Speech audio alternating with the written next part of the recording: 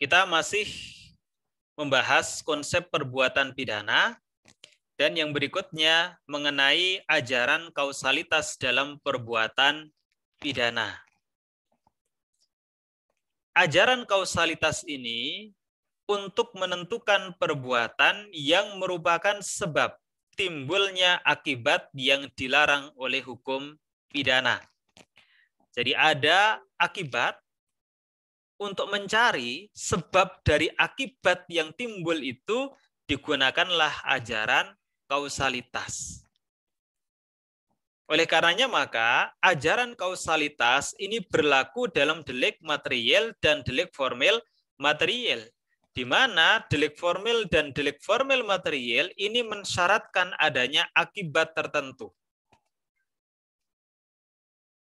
Untuk delik formil maka tidak berlaku ajaran kausalitas karena delik formil itu tidak mensyaratkan adanya akibat tertentu. Hal ini karena ajaran kausalitas seperti yang tadi saya sampaikan untuk menentukan perbuatan mana yang merupakan sebab dari timbulnya akibat yang dilarang oleh hukum pidana. Pertanyaannya adalah apa sih urgensi ajaran kausalitas? Ajaran kausalitas ini penting, yang pertama untuk menentukan perbuatan yang merupakan sebab timbulnya akibat yang dilarang oleh hukum pidana. Ketika timbul akibat berupa matinya orang lain, maka harus dicari penyebab kematian ini perbuatan mana. Kenapa penting untuk mencari perbuatan yang menjadi sebab bagi timbulnya akibat yang dilarang oleh hukum pidana? Maka ada pada urgensi yang kedua jawabannya. Yaitu untuk menentukan siapa orang yang harus bertanggung jawab terhadap perbuatan yang menjadi sebab timbulnya akibat yang dilarang oleh hukum pidana. Jadi untuk menentukan siapa orang yang bertanggung jawab, maka harus dicari dulu. Perbuatan mana yang menjadi sebab timbulnya akibat yang dilarang oleh hukum pidana. Berarti yang bertanggung jawab adalah orang yang melakukan perbuatan di mana perbuatan itu merupakan sebab timbulnya akibat yang dilarang oleh hukum pidana. Ini ajaran kausalitas. Jadi sekali lagi, ajaran kausalitas ini berlaku dalam delik material dan delik formil material, di mana keduanya mensyaratkan adanya akibat tertentu. Ajaran kausalitas digunakan untuk menentukan perbuatan mana yang menjadi sebab bagi timbulnya akibat yang dilarang oleh hukum pidana. Urgensinya apa? Dengan ditemukannya perbuatan mana yang menjadi sebab bagi terjadinya akibat yang dilarang oleh hukum pidana, maka dapat ditentukan siapa orang yang bertanggung jawab atas timbulnya akibat yang dilarang oleh hukum pidana. Ada beberapa teori di dalam ajaran kausalitas. Teori yang paling tua adalah teori conditio sine qua non. Teori conditio sine qua non ini dikemukakan oleh von Bury. Secara bahasa, conditio sine qua non dapat diartikan dengan syarat tanpa mana tidak. Syarat tanpa mana tidak.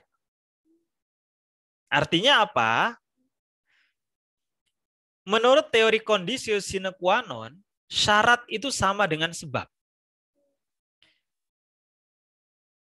Jadi dalam suatu akibat yang timbul, itu pasti ada rangkaian yang menjadi syarat. Tanpa adanya syarat itu, maka akibat tersebut tidak akan timbul. Dan syarat-syarat bagi timbulnya akibat itu, menurut teori conditio sine qua non, disamakan dengan sebab. Karena itulah teori conditio sine qua non itu juga dikenal dengan teori ekuivalensi. Karena menyamakan antara syarat dengan sebab. Menurut teori ini, suatu akibat tidak akan mungkin terjadi apabila tidak ada suatu rangkaian hal yang merupakan syarat bagi timbulnya akibat. Ingat ya, rangkaian. Jadi syarat bagi timbulnya akibat itu tidak tunggal. Maka disebutkan di sini adalah rangkaian. Ya, rangkaian syarat itu disamakan dengan sebab. Ekuivalen dengan sebab. Apa kelemahan dari teori conditio sine qua non? Yang pertama kelemahannya adalah akan terjadi hubungan kausalitas yang tanpa akhir. Bahkan bisa sampai kepada Tuhan karena setiap akibat menjadi sebab yang terjadi sebelumnya. Rangkaian. Misalnya apa? Misalnya ada seseorang meninggal. Harus dicari kenapa orang ini meninggal. Oh, ternyata orang ini meninggal karena terjadi pendarahan. Pendarahan itu disebabkan karena apa? Pendarahan ini disebabkan karena adanya pisau yang tertusuk di dalam tubuhnya. Siapa yang menusukkan pisau? Ketemu orangnya. Kemudian, kenapa dia bisa menggunakan pisau? Oh, dia membeli pisau yang ia gunakan untuk menusuk. Dia membelinya di mana? Membelinya di penjual toko alat masak. Kok bisa dia menjual pisau di dalam toko alat masaknya itu? Karena dia mengambil dari pabrik. Pabrik itu kenapa bisa membuat pisau? Karena pabrik itu mengambil bahan biji besi di sebuah tempat tertentu. Loh, kenapa ada biji besi yang menjadi bahan untuk membuat pisau? Biji besi itu diciptakan oleh Tuhan. Nah, rangkaian itu menjadi syarat timbulnya akibat berupa matinya orang lain. Apa saja rangkaiannya? Perbuatan menusukkan pisau, perbuatan menjual pisau, perbuatan membuat pisau, perbuatan membuat biji besi. Maka terjadi hubungan kausalitas yang tanpa akhir. Karena apa? Setiap yang menjadi sebab itu akan menjadi akibat. Misalnya apa? Misalnya tadi, menusukkan pisau itu sebab dari matinya seseorang. Tapi menusukkan pisau ini menjadi akibat dari dia membeli pisau. Berarti yang menjadi penyebab apa? Orang menjual pisau. Menjual pisau itu menjadi sebab bagi orang memiliki pisau. Nah, perbuatan menjual pisau ini akan menjadi akibat lagi. Akibat apa? Akibat dari pabrik membuat pisau. Pabrik membuat pisau tadi menjadi sebab, tapi menjadi akibat kemudian. Akibat dari apa? Akibat dari Allah menciptakan biji besi. Maka akan terjadi hubungan kausalitas yang tanpa akhir. Nah, maka dalam teori conditio sine qua non, kalau menyamakan antara syarat dengan sebab, tadi kan menusukkan pisau, kemudian menjual pisau, membuat biji besi, itu adalah syarat bagi terjadinya akibat. Yang menurut teori conditio sine qua non, syarat itu sama dengan sebab. Makanya bisa terjadi pemidanaan yang sampai pada Tuhan. Kenapa? Karena orang yang melakukan perbuatan di mana perbuatan itu menjadi sebab dari suatu akibat yang timbul dan dilarang oleh hukum pidana, maka orang itu akan dipertanggungjawabkan. Ya, kalau begitu sampai kepada pembuat biji besi, yaitu Tuhan. Inilah hubungan kausalitas yang tanpa akhir. Kemudian kelemahan yang kedua, pemidanaan terhadap orang yang tidak boleh dipidana baik menurut keadilan maupun konsep dasar hukum pidana. Nggak adil dong, masa ada orang mati, itu penjual pisaunya dimintai pertanggungjawaban. Pabrik yang membuat pisau dimintai pertanggungjawaban. Bahkan Tuhan yang menciptakan biji besi dimintai pertanggungjawaban. Tentu ini tidak adil dan menyimpang dari konsep dasar hukum pidana. Karena orang yang tidak bersalah dianggap dapat bertanggung jawab. Ya, ingat, konsep dalam hukum pidana, tindak pidana plus pertanggungjawaban pidana, baru orang itu bisa dipidana. Nah, ini kelemahan dari teori conditio sine qua non, yaitu terjadi hubungan kausalitas yang tanpa akhir yang berakibat pemidanaan terhadap orang yang sesungguhnya tidak boleh dipidana, baik menurut keadilan maupun konsep dasar hukum pidana. Ini teori conditio sine qua non. Ya, sekarang yang kedua, ada teori menggeneralisir. Teori menggeneralisir ini sudah mulai membedakan antara syarat dengan sebab.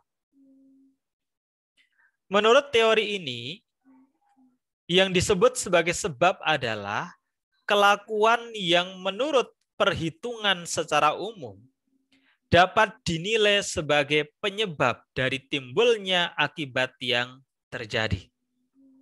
Ada rangkaian syarat bagi timbulnya akibat yang dilarang oleh hukum pidana. Dari syarat-syarat itu mana yang merupakan sebab? Yang merupakan sebab adalah yang menurut perhitungan secara umum, artinya menurut pandangan masyarakat dapat dinilai sebagai penyebab bagi timbulnya akibat yang terjadi. Ya, jadi teori ini mendasarkan atas penilaian secara umum. Apakah suatu perbuatan itu merupakan sebab atau bukan? Karena parameternya itu bersifat umum, maka menjadi abstrak. Sehingga teori ini dikenal sebagai teori menggeneralisir. Nah, sekali lagi, teori menggeneralisir ini sudah mulai membedakan antara syarat dengan sebab. Kapan suatu syarat itu bisa disebut sebagai sebab? Kalau menurut perhitungan secara umum dinilai sebagai penyebab timbulnya akibat yang terjadi. Maka dasar penilaiannya adalah perhitungan secara umum. Sehingga bersifat abstrak, maka teori ini dikenal dengan sebutan teori menggeneralisir.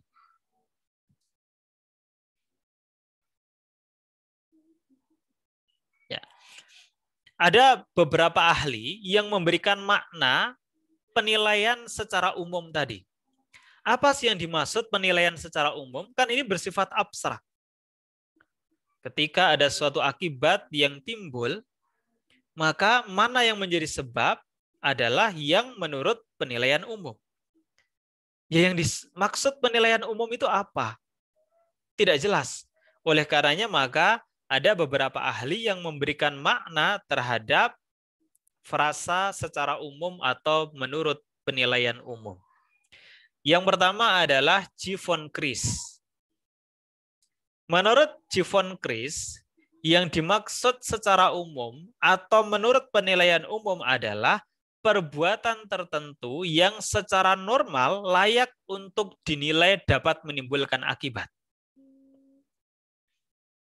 Perbuatan tertentu yang secara normal, jadi yang harus digarisbawahi adalah secara normal ukurannya, layak dinilai dapat menimbulkan akibat. Nah, pertanyaan berikutnya adalah secara normal itu maksudnya apa? Von Kris menjelaskan yang dimaksud secara normal adalah pengetahuan subjektif pelaku perbuatan pidana. Jadi, apakah sebelumnya pelaku tahu, sadar, menduga atau tidak bahwa perbuatannya itu akan menimbulkan akibat yang akhirnya sungguh terjadi? Jadi penilaiannya didasarkan pada pengetahuan subjektif pelaku. Sebelum dia melakukan perbuatan itu, sadar nggak dia? Tahu nggak dia?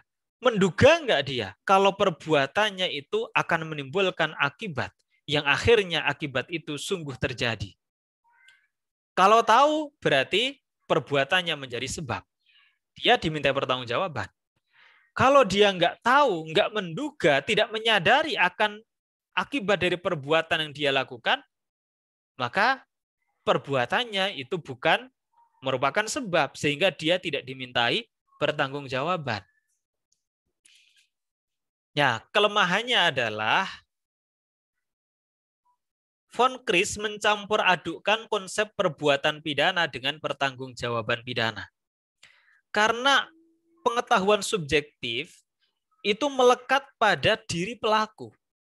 Sesuatu yang melekat pada diri pelaku itu masuk dalam ranah konsep pertanggungjawaban pidana. Sementara ajaran kausalitas ini masuk dalam konsep perbuatan pidana. Jadi ini merupakan dua hal yang berbeda. Von Kris ini mencampur adukkan. Ajaran kausalitas ini merupakan bagian dari konsep perbuatan pidana, tetapi ukurannya didasarkan pada pengetahuan subjektif yang ini merupakan ranah pertanggungjawaban pidana. Sehingga kesimpulannya menjadi keliru. Untuk mencari perbuatan kok didasarkan pada tahu nggak bahwa perbuatan seseorang sebelum dia melakukan akan berakibat kepada akibat tertentu yang dilarang oleh hukum pidana.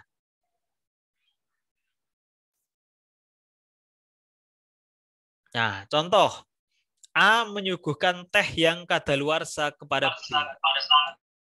Kemudian B meninggal dunia.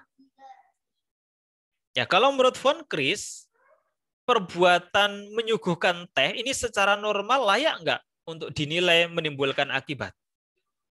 Secara normal itu diukur dari pengetahuan subjektif pelakunya. Tahu nggak sebelum dia menyuguhkan teh kadaluarsa bahwa perbuatannya itu dapat menimbulkan akibat berupa kematian? Kalau A tahu, berarti perbuatannya merupakan sebab. Tapi kalau A nggak tahu, perbuatannya bukan merupakan sebab. Ini kan bukan mencari siapa yang dipertanggungjawabkan. Tapi ajaran kausalitas itu mencari perbuatan yang menjadi sebabnya dulu.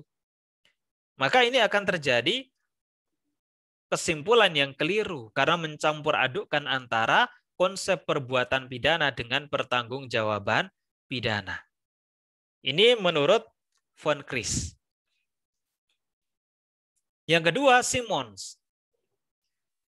Menurut Simons, secara umum tadi artinya adalah yang menurut pengalaman manusia biasanya dapat menimbulkan akibat tertentu. Jadi perbuatan mana yang menjadi sebab timbulnya akibat yang dilarang oleh hukum pidana adalah yang menurut pengalaman manusia biasanya perbuatan itu dapat menimbulkan akibat tertentu. Nah, kelemahannya apa? Bagaimana jika kasus serupa belum pernah terjadi sebelumnya? Berarti belum ada pengalaman manusia. Maka apakah kemudian tidak ada sebab bagi akibat yang timbul?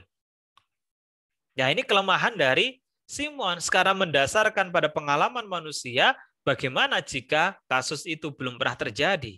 Berarti belum ada pengalaman manusia. Sebabnya berarti nggak bisa dicari. Yang ketiga, Pompei. Menurut Pompei, secara umum atau penilaian secara umum, ini maksudnya adalah yang cenderung menjadi faktor paling penting bagi timbulnya akibat. Mana sih faktor yang paling penting dari syarat terjadinya suatu akibat yang dilarang oleh hukum pidana? Oh, yang menjadi sebab adalah ya syarat yang menjadi faktor paling penting bagi timbulnya akibat itu. Ini menurut Pompei. Kelemahannya, ukurannya subjektif kualitatif. Untuk menilai faktor yang paling penting kan setiap orang bisa berbeda. Menurut A, perbuatan ini yang paling penting menimbulkan akibat. Menurut B, bukan, perbuatan yang lain, yang ini. Menjadi subjektif, kualitatif, tidak terukur. Ini menurut Pompei. Kemudian yang keempat menurut Bickmeyer. Menurut Bigmeyer, secara umum atau menurut penilaian umum tersebut adalah yang paling banyak pengaruhnya bagi timbulnya akibat tersebut. Perbuatan mana sih yang paling berpengaruh terhadap timbulnya akibat yang dilarang oleh hukum pidana? Ini lagi-lagi menjadi subjektif. Menurut A, ini. Menurut B, itu. Ini subjektif kuantitatif. Kan banyak sedikit itu berdasarkan pada penghitungan kuantitatif. Ya, gimana caranya menghitung secara kuantitatif terhadap perbuatan mana yang paling berpengaruh bagi timbulnya akibat yang dilarang oleh hukum pidana? Kemudian yang kelima, menurut Kohler.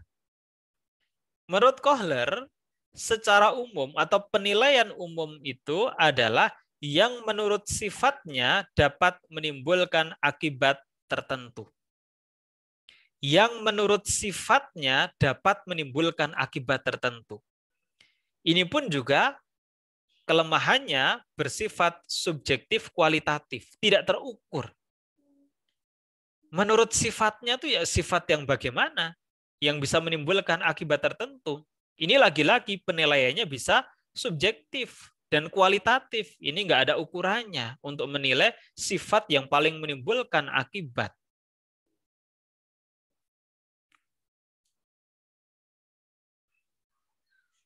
Nah, ini teori menggeneralisir. Jadi semua yang dikemukakan oleh para ahli tadi sifatnya masih abstrak.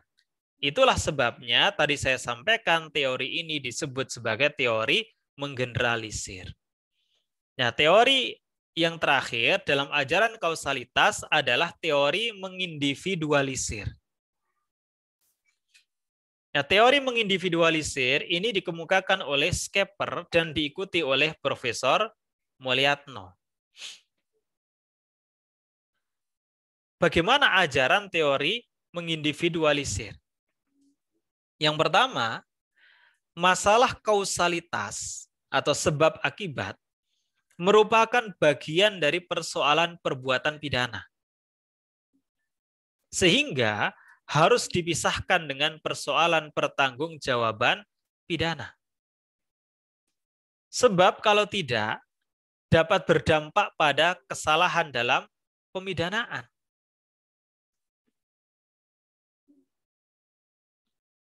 Jadi sekali lagi ajaran kausalitas menurut teori mengindividualisir ini merupakan bagian dari konsep perbuatan pidana. Karena apa? Ingin mencari sebab. Ingin mencari perbuatan yang menjadi sebab dari akibat yang dilarang oleh hukum pidana. Sehingga harus dipisahkan dulu dari persoalan pertanggungjawaban pidana.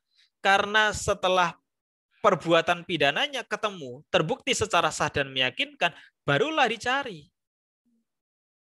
siapa orang yang bertanggung jawab. Berarti masuk ke ranah pertanggungjawaban pidana. Jadi perbuatan pidananya dulu, baru masuk pertanggungjawaban pidana. Kalau tidak, kalau mencampur adukkan antara perbuatan pidana dengan pertanggungjawaban pidana, maka bisa berdampak pada kesalahan dalam pemidanaan. Nah, selain yang tadi sudah saya contohkan, ini ada salah satu contoh kasus dalam Ares Lanrat atau putusan Pengadilan Negeri Tulung Agung 1939. Lanrat itu merupakan salah satu pengadilan Hindia Belanda. Ares itu putusan. Jadi Ares Lanrat atau putusan Pengadilan Negeri Tulung Agung tahun 1939.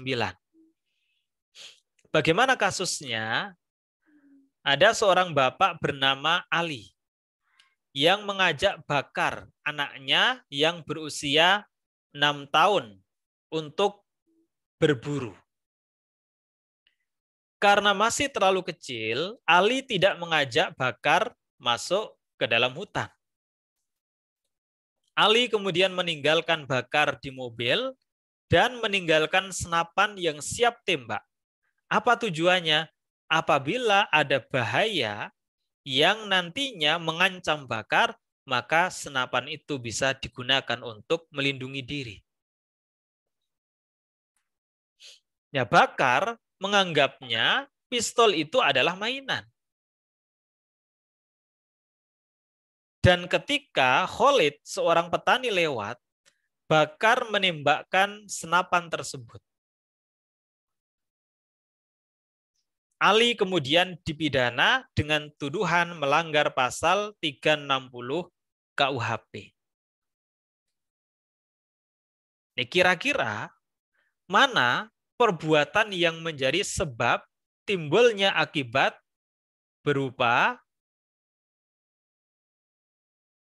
luka yang dialami oleh Khalid?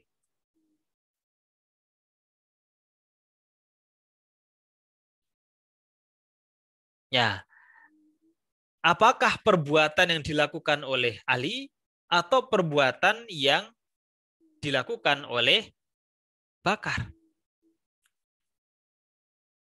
Ya, ketika mencampur adukkan antara perbuatan pidana dengan pertanggungjawaban pidana, maka akan menimbulkan kesimpulan yang keliru. Ali kan usianya masih 6 tahun. Dia masih dianggap belum dapat dipertanggungjawabkan secara pidana. Yang bisa dipertanggungjawabkan siapa? Ali. Jadi dilihatnya adalah siapa yang sudah dapat dipertanggungjawabkan, maka perbuatan dialah yang merupakan sebab bagi timbulnya akibat. Padahal tidak bisa. Bagaimanapun, Khalid itu mengalami luka karena tembakan. Siapa yang menembak? Yang menembak adalah Bakar. Berarti perbuatan siapa yang menjadi sebab? Perbuatan yang menjadi sebab adalah perbuatan Bakar. Bagaimana bisa Ali yang dijatuhi pidana? Sama dengan kasus Dul, anaknya Ahmad Dhani dan Maya Estianti. Dul belum cukup umur untuk mendapatkan SIM, dia masih kategori anak karena belum 18 tahun.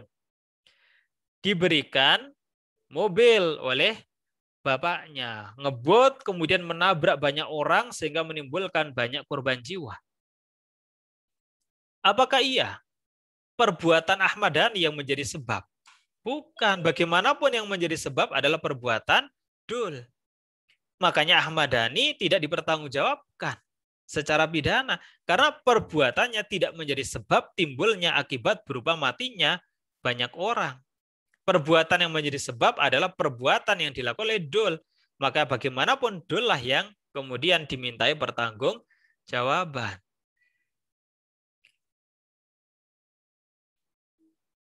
Ya, itu ajaran yang pertama, membedakan antara perbuatan pidana dengan pertanggungjawaban pidana, di mana ajaran kausalitas itu masuk dalam ranah perbuatan pidana. Kemudian yang kedua, apa yang menjadi sebab atas timbulnya akibat yang dilarang oleh hukum pidana? Menurut teori mengindividualisir, perbuatan yang menjadi sebab adalah perbuatan yang menurut logika objektif dapat disimpulkan bahwa perbuatan itulah yang mengadakan faktor perubahan secara langsung menuju pada suatu keadaan berupa terjadinya akibat yang dilarang oleh hukum pidana. Apa yang dimaksud dengan logika objektif? Yang dimaksud dengan logika objektif adalah berdasarkan ilmu pengetahuan yang telah dicapai pada saat kasus itu terjadi. Jadi perbuatan mana yang menjadi sebab timbulnya akibat yang dilarang oleh hukum pidana adalah perbuatan yang berdasarkan ilmu pengetahuan yang telah dicapai pada saat kasus itu terjadi, dapat disimpulkan bahwa perbuatan itulah yang mengadakan faktor perubahan secara langsung menuju pada keadaan berupa terjadinya akibat yang dilarang oleh hukum pidana.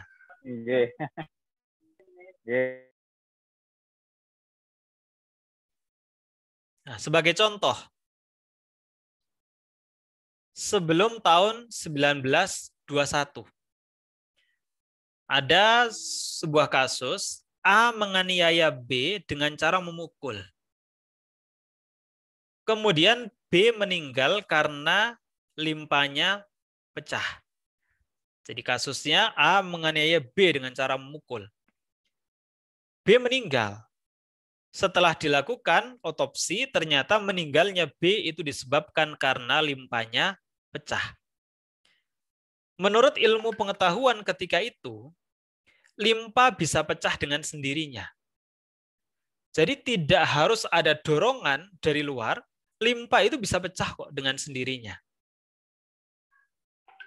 Oleh karenanya maka dapat disimpulkan tidak serta-merta A dapat dikenai ketentuan pasal 351 ayat 3 KUHP.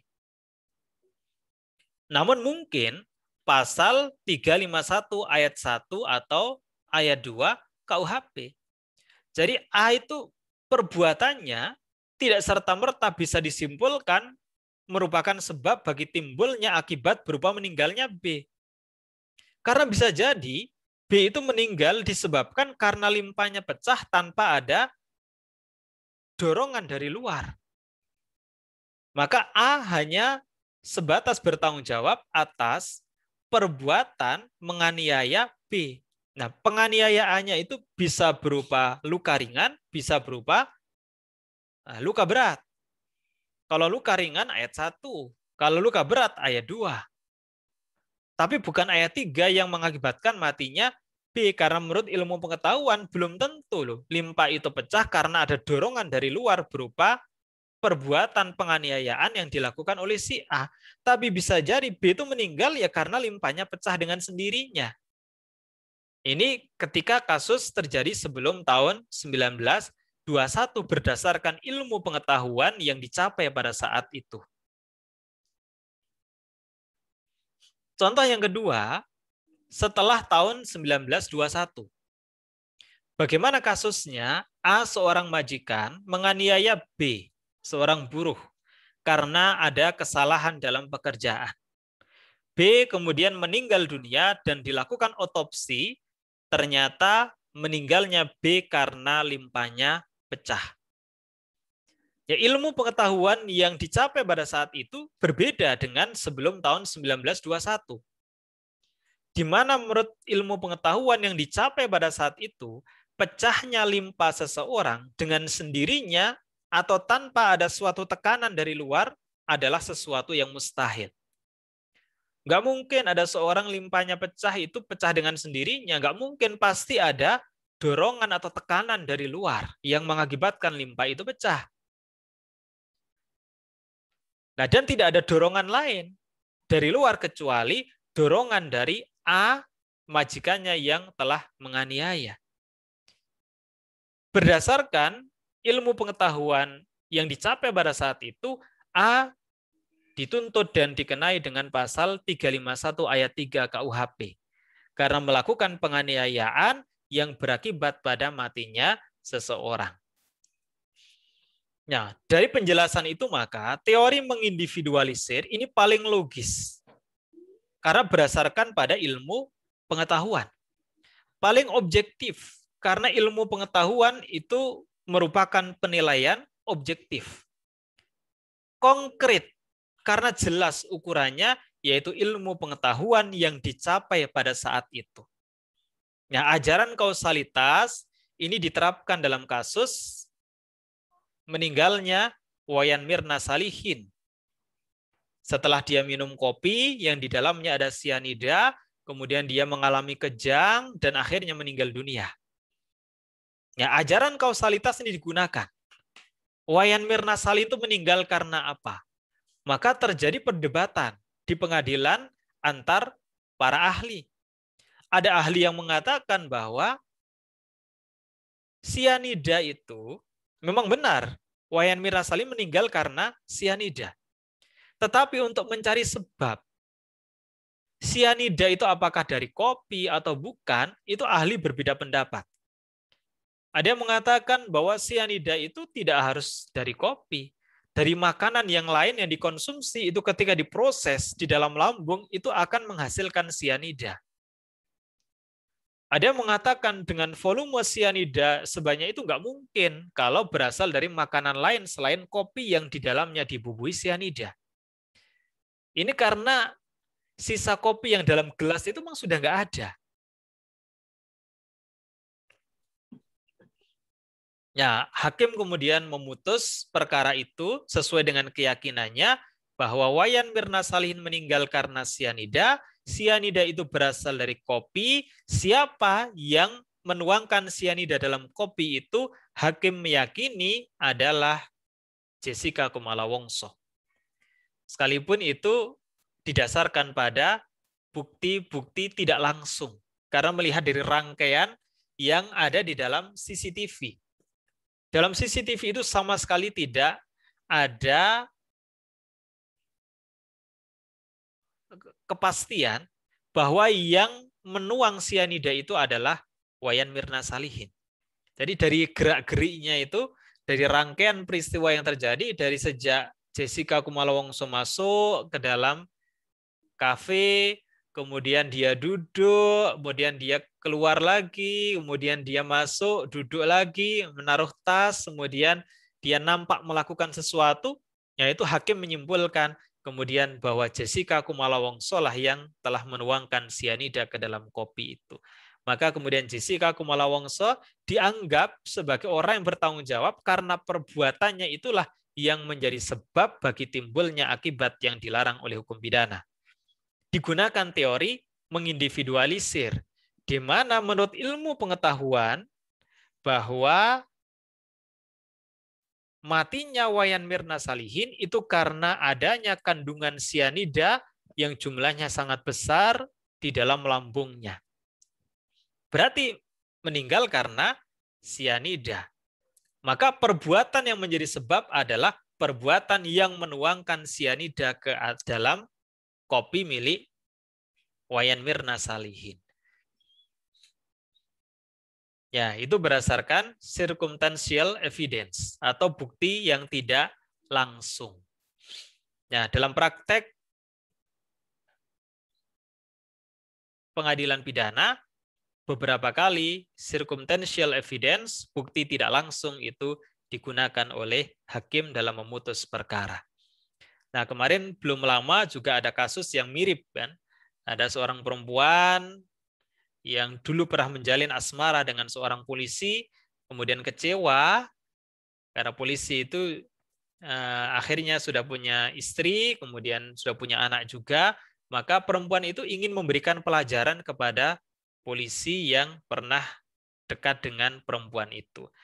Maka dia kemudian membeli sate dan dia menuangkan sianida ke dalam bumbu sate itu dicampur. Dia mencari Gojek, ya dia sengaja mencari Gojek tidak melalui aplikasi agar tidak mudah terlacak.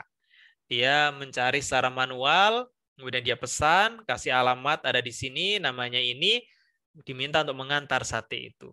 Kemudian diantarlah sate itu ke rumah polisi itu, yang ada di Bantul. Karena polisi itu nggak ada, maka yang membukakan adalah istrinya. Nah, ketika dilihat di situ adalah kiriman sate, maka istrinya itu tidak mau menerima karena dia tidak mengenali siapa yang mengirimkan sate itu. Maka akhirnya tukang Gojek ini bingung kan, satenya mau dikemanakan? Karena kan tidak tahu juga alamat yang mengirimkan sate ada di mana, karena hanya ketemu di jalan. Maka akhirnya kemudian dia membawa pulang sate itu daripada dibuang kan. Kemudian dia bawa pulang sate itu, ketika itu bulan Ramadan, istri dan anaknya puasa, dibawakan sate, akhirnya mereka memakan. Istrinya itu baru makan sedikit, tapi anaknya yang masih kecil itu memakan banyak. Akhirnya istrinya mual-mual, anaknya pun juga demikian, dilarikan ke rumah sakit, akhirnya anaknya itu tidak tertolong dan meninggal dunia. Nah, itu bisa digunakan ajaran kausalitas. Anak itu meninggal karena apa? Karena sianida. Berdasarkan ilmu pengetahuan yang dicapai pada saat kasus itu terjadi. Berdasarkan logika yang objektif dan konkret. Ya, maka untungnya tukang Gojek itu masih ingat. Yang meminta untuk mengantarkan sate itu menggunakan jaket tertentu. Maka akhirnya polisi dengan mudah mencari dan menemukan pelakunya. Yaitu terkait dengan ajaran kausalitas, yaitu ajaran untuk menentukan perbuatan mana yang menjadi sebab timbulnya akibat yang dilarang oleh hukum pidana. Setelah ketemu perbuatan yang menjadi sebab, maka orang yang melakukan perbuatan itulah yang dimintai pertanggungjawaban secara pidana.